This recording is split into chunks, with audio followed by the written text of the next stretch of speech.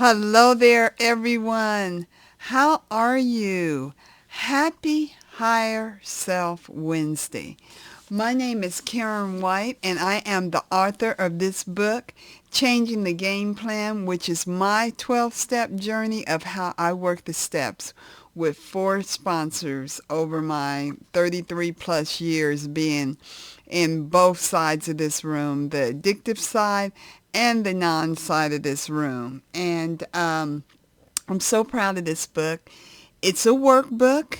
It is 56 pages. And it is designed like the program where it's designed in 2 parts, the sponsor part and then the sponsee part. And it tells you step by step, precept upon precept of what I did to work the steps. There's only 4 books that I used, and that was the Big Book of Alcoholics Anonymous. And I don't care what program you're in, you need the Big Book of Alcoholics Anonymous. The AA 12 and 12, the Al-Anon 12 and 12, and the ODAT. Those are the 4 books. Those are only 4 that we had to use, really. The Al-Anon program, we didn't have very much back then. But those were the books that my sponsors were using, and that's how they got me through the program. And it has been such a blessing, and I have used this concept for all these years to sponsor hundreds, maybe even thousands of women. I don't know. It's been, women coming in and out over the years. When you're in the program this long, you meet a lot of people. But it is a great workbook. It's meant to work with someone only. It is not meant for you to work by yourself. It's meant to work with your sponsor, a clergyman, maybe a friend in the program, somebody, but you have to work this with somebody. And it is available on Amazon.com, so go out there and check it out if you want to work the steps and be guided to change your life. 360 degrees times 360 degrees. You want to get that and use it to work the steps. I've been talking about the steps all year, and you can go back over all the videos, and I've been talking about how I worked them and the miraculous change, and all that is coming from this book right here. So it is available for you on Amazon.com. Thank you so much for all your support. I just can't thank you for all your comments, all your support, having me speak at your meetings. I'm meeting so many new people, speaking at meetings on Zoom, and going to conferences. It's just been very nice, and I thank you so much for allowing me to share my experience, strength, and hope with you. And if you want to reach out to me, the best way to do that is on Programchild.net. That's Programchild.net. There's a comments section there. Fill it out. I'll get back to you pretty quickly. I usually get back within 24 hours, but I'll get back to you really quickly. I don't do Messenger or any of those things, just Programchild.net. Okay? Hope everything's going good for you. Hope, as normal, I'm going to be talking to you, making sure that you're going to meetings. You get a sponsor. Get a sponsor. And work the steps so you can get better and feel better and fight for yourself. Remember, you are not as unique as you think. There are a lot of us. If you come in these rooms, you will see there's a lot of people like you. So keep coming back. It works. We work it for you. We help you through it. We stand by you. It's nothing like these rooms. And I know it's very fearful because for so long you've been talking to people and trying to get help, and they've been betraying you, telling your business, doing all this. That stops in these rooms. We have traditions that have taught us how to handle those types of situations, and you can trust that these rooms are a safe place for you and a safe place for you to go. On Programchild.net, I have lots of 12-step programs. I don't care what side of these rooms you're in. The Big Book of Alcoholics Anonymous is the original book with the 12 steps, and you need it. So get that book no matter what program you're in. The addictive side of the program is like your AA, your NA, your Overeaters Anonymous, Gamblers Anonymous. Those are your addictive programs. Your non-programs are like Al-Anon, CODA, NAR, Anon. Those are the non-programs. And whatever program you're in, you still need the Big Book of Alcoholics Anonymous to me. I don't know how you can work any program without the original program that wrote the 12 steps. So it is Higher Self Wednesday. I'm excited. I don't want to take a lot of your time. I like to study, study, study. And we're on step 7. This is the 7th month, the summer month. I hope you guys are all having a great summer. And we are studying today from the AA 12 and 12. And it's going to be good because I have really been praying and really learning a lot about step 7. No matter how long you've been in this room, you could read this. I cannot tell you how many times I have read the 12 and 12. And every time I read it, I feel like I missed something or I learned something. So that's the great thing about our program. We have all these wonderful tools and these wonderful things that we can use now to stay in recovery, to stay healthy, to stay well. So let's jump in, okay? So you know the first thing I always do, and this is in changing the game plan. Every step, you will see that I just tell you to look up every single word in that step, because we don't understand what this step means until you start looking at the words. And Bill and Dr. Bob were so precise in the 100 of people that helped write these steps. They picked and they chose words for us to give us great understanding so that we would want to change, because I do believe that 12-step people, unless they understand it, they're not going nowhere, they're not doing anything, they're just going to stay there. But once we understand it and we can grasp it, we're ready to change. So when you look up every single word, you will understand really the meat of that step and what that step is going to do for you. So I'm going to jump into the definitions right now. Step 7 says, humbly ask him to remove our shortcomings. And the word humble means to curtail or destroy the pride of, humiliate. The word, and I like it because it goes on to describe, to cause to be meek or modest in spirit. Isn't that beautiful? Humble, to be meek or modest in spirit. Ask means to put a question to seek an answer to seek information about. Isn't that something? Humbly ask. Him. And I love this because him means her or his imperial majesty. Isn't that beautiful? Because we're talking about our higher power. The him in here is my higher power, which I choose to call God today. And the word to means in direction toward, so as to reach. And remove means to move from a place or position occupied, to transfer or convey from one place to another, to take off, to take away, withdraw.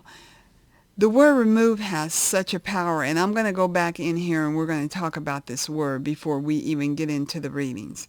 The word are means of, belonging to or associated in some way with, belonging to or associated with all people or people in general.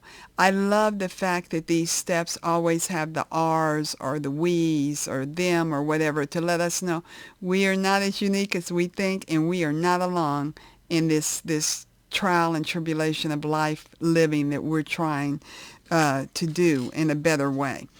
Shortcomings, a deficiency, a flaw, a failing, defect, or deficiency, a failure, defect, or deficiency in conduct, condition, thought, and ability. Love that. Love how it just breaks down the shortcomings. It's in our conducts. It's in the conditions of our lives, our thoughts, our ability to function. Isn't that us? That's just perfect 12-step. These people were just great how they put this together. But if you go back in the other videos, and remember, we work the steps 1 through 6, and that's how you get to 7. You don't just jump into 7. You have to work the steps. And I've been talking go back in the videos and listen to the steps from 1 to 6 up to this point. There's plenty of videos right there in front of you, so listen to them. The word remove is very important because it has so many meanings. The first meaning I like that it has is from one place to another. Some of our character defects, most of them, are just out of place, and we need to learn how to handle them and to move them into the right place in our life. And then those are the character defects it says to take off. There are some that has to be taken off, especially if you're in the addictive program, because you got to stop drinking, you got to stop drugging, you got to stop gambling. You got to take it off. And then you got to take it away. Those are the ones that have to go away. And then I like the part that it says the withdraw from them. And then when you withdraw from something, that doesn't mean that they just don't work at that time. And this is just a beautiful, beautiful way to describe what this step is about, how we humbly ask him to remove our shortcomings, because at this point, we know who we are. We know our things that we don't like about ourselves, and we want to get better. And this, by the time you get to this step, you have a list of your character defects. You know what's driving you to all this pain and this agony and these breakups and all the things that we've been going through when you get to this step. So by the time you're here, I love the fact that they start off humble, to cause to be meek and modest in spirit. You just become humble, and you're ready to have God remove them and do whatever he has to do. And you feel so much better because you work 1 through 6. And that's why you have to work these steps in order, because now you have an understanding of, where these defects of character are supposed to be and supposed to fit in your life. And it's just wonderful. So we're going to jump into the AA 12 and 12. And we're going to jump in. I'm going to kind of go around. But you know what? We have a little bit of time. So I think we only have 6 pages. So I'm going to do 3 this week and then 3 next week on in the AA 12 and 12. But I'm going to start off with the second paragraph on page 160, and it says, probably no AA tradition has, I'm sorry, I went to the wrong page. I said 160, didn't I? I'm sorry. Let's go to step 7, and step 7 starts on page 70. So on page 70, I'm going to start with the first, the second paragraph. It says, indeed, to attainment of greater humility is the foundation principle of each AA 12 steps. Love that. For without some degree of humility, no alcoholic can stay sober at all. Nearly all AAs have found, too, that unless they develop much more of this precious quality they may be required just for sobriety, they still haven't much chance of becoming truly happy. I mean, humility, humbling ourselves, that is so important. And I love the part that we just don't become truly happy. Without it, they cannot live to much useful purpose, or in adversity be able to summons the faith that can meet any emergency. And that's so powerful, because without it, you can't. I had to go through steps 1 to 6 to become humble. I had to see so many things about myself to get to that point where I just determined that humility was what I was needing and what I was looking for. And then in here on page 70, and you come down a little bit on the third paragraph where it says, many people haven't even a nodding acquaintance with humility as a way of life. Much of the everyday talk we hear and a great deal of what we read highlights men's pride in his own achievements. And that is something that by time I got here, this is why you work steps 1 through 6, because the 5th step brought me to a period of humility, because that's when it brought back that spiritual foundation for me, and it put me back in that relationship with God, to understand that it was Him that was protecting me. It was Him that was helping me, even when I did not even want to have anything to do with my higher power. And I learned so much. And now I know it's not my achievements, because I don't even know how to achieve. If it wasn't for you guys and the program and the steps and my higher power, I wouldn't be able to do anything. And I know that today. And the program has just brought me to a level of humility that I can work with other people, because I'm not thinking that I'm the greatest. And now I know the needs that I have, and I'm willing to let people come in and meet those needs, because I need to be around people to help me get where I need to get and do what I need to do. So now we're going to go to page 71, and we're going to stay in the first paragraph. And it says, the theory seems to be that once everybody's primary instincts are satisfied, they won't be much left to quarrel about. I love that. I mean, because it's not. It doesn't give you much to quarrel about when your primary instincts are satisfied. And we do that by what? Working the steps, coming to these rooms, letting people help us get better, and changing, embracing the change, and not being afraid of the change. I'm going to jump down into on page 71, the second paragraph, where it says, but we are sure that no class of people in the world ever made a worse mess of trying to live by the formula than alcoholics. And I just love that. And remember, whenever I'm talking to alcohol, whatever program you're in, put your program in there. You can say Al-Anon, you can say Overeaters Anonymous, whatever, because we do. No, we're 12-step people. We're just using the literature, that describes it. But you're still this same person right here if you're a 12-step person, because nobody makes more of a mess than we did with our life trying to figure it out. The destruction of it.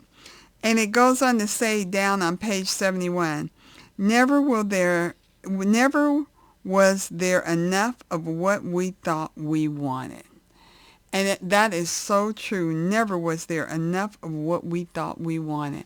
I thought that I wanted so many things, and I really didn't. I was just always trying to satisfy myself with things, and it wasn't helping me with myself, because everything that was around me was not what was hurting me as much as the things that were in me.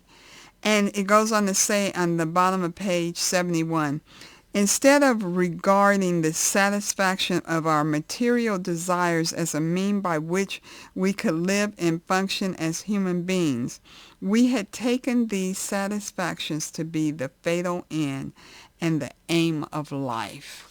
And boy, how I remember that. I believe in things. I love things, but I like things now. I don't love them anymore, and I don't try to replace them with feelings and things that I need to do. Things are for purpose now of what I'm trying to do or where I'm trying to get. And it makes it so much easier that I have seen that through working the steps. On page 72, it says in the first paragraph, with a proper display of honesty and morality, we stand a better chance of getting what we really want. And that's so beautiful, because, honesty was something that I was always afraid of.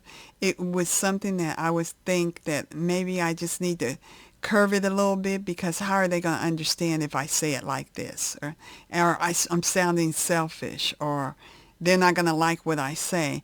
And today, that's my best trait, because when you're honest, it takes away the riffraff that's around you. So if people don't like it, or they don't like what you said, or how you said it, or whatever, though they're not supposed to be in that part of your life. And that's why honesty's there. I always say honesty is like a shield. It protects you. It keeps things away that's not supposed to be there. And it keeps you focused. So it's very important, especially when you get to this part with step 7. In the same paragraph down at the end, it says, we never thought of making honesty, tolerance, and true love of man and God the daily basis of living. Never, never did I ever think it was in my honesty, my tolerance, and my true love of man and God. Never, until I worked steps 1 through 6. Now, the next paragraph talks about, it says, for just as long as we were convinced that we could live exclusively by our own individual strength and intelligence, for just that long was a working faith in a higher power impossible. This was true even when we believed that God existed. And it's so powerful that I came in here one way, destroyed with spirituality, tired, tried a bunch of stuff, wasn't working. God just was not working. And by the time I was at step 7, I was praying every day, talking to God, happy about Him, building a relationship. The spirituality of this program, just by this program giving me the understanding of myself, it placed me into such a high realm of spirituality that I've just been building on it ever since. And it's just a beautiful, beautiful thing. The bottom part of this says that, it says, it was only at the end of a long road marked by successive defeat and humiliation, and the final crushing of our self-sufficiency, that we begin to feel humility as something more than a condition of growing despair. Isn't that beautiful? I mean, it's so interesting how some of the things that I went through in life humbled me so much, and it brought in the future of my life such joy and such happiness. And when I was going through it, I felt like I was dying. But it just taught me so much about the humility of life and being humble, and knowing that I can't do this on my own, knowing that I had to get in the right place with my higher power, which I choose to call God, knowing that I had to surround myself with the right people around me that could help me, because I need to talk. I'm one of those people, I got to talk about my stuff. I want to make sure that I'm thinking right, that I'm feeling right about it. And I have that now in a 12-step program. And it's just so, so beautiful. We're going to stop here because I got a little bit more time. Let's see. I just looked and I do have a little bit more time. So let's go to page 73. 73 says, so it is that we first see humility as a necessity. And I just said that, didn't I? It says, to gain a vision of humility as the avenue of true freedom of the human spirit. Isn't that powerful? And it goes on to say, to be willing to work for humility as something to be desired for itself takes most of us a long, long time. And that's why we stay in these rooms, huh? Because we're still learning, and we're still, there's sometimes I go in the room and they go, is there any newcomers?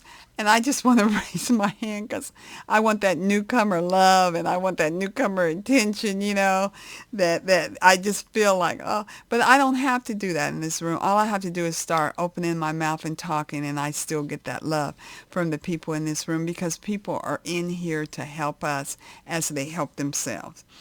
Paragraph 2 says, when we have finally admitted without reservation that we are powerless over alcohol, we are apt to breathe a great sigh of relief, saying, well, thank God that's over.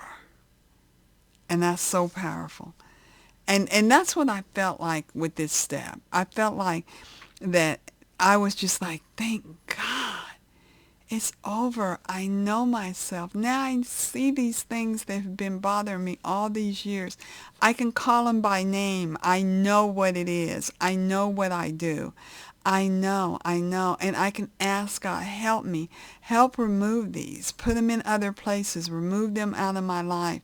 These are shortcomings. These are things that if they're in the wrong place or if they're in my life, they kill me. They defeat me. They're just things. And this is what you're getting when you get to this step right here. It goes on to say in page 73 at the end, and we cling, it says, and we cling with a passionate persistence to others which are just as disturbing to our equilibrium because we still enjoy them too much. And I love that part because it's talking about, to me, I had to give up so many things, and I had to get out of a lot of relationships with people because they were sick relationships.